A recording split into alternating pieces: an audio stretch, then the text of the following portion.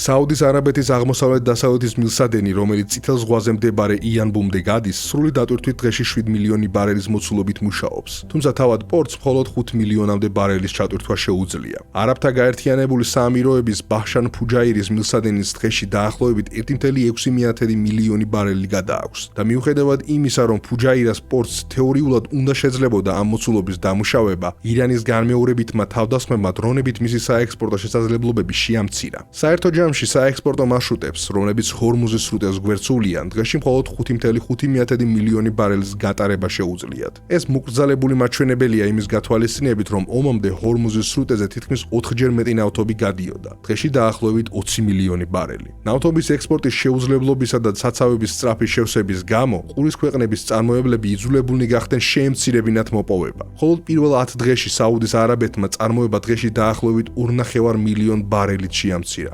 ერაყმა, რომელსაც ძალიან შეზღუდული ალტერნატიული საექსპორტო მარშრუტები აქვს, მოპოვება 2,9 მილიონ ბარელამდე შეკვეცა, რაც მისი მთლიანი წარმოების 60%-ის თოლპასია.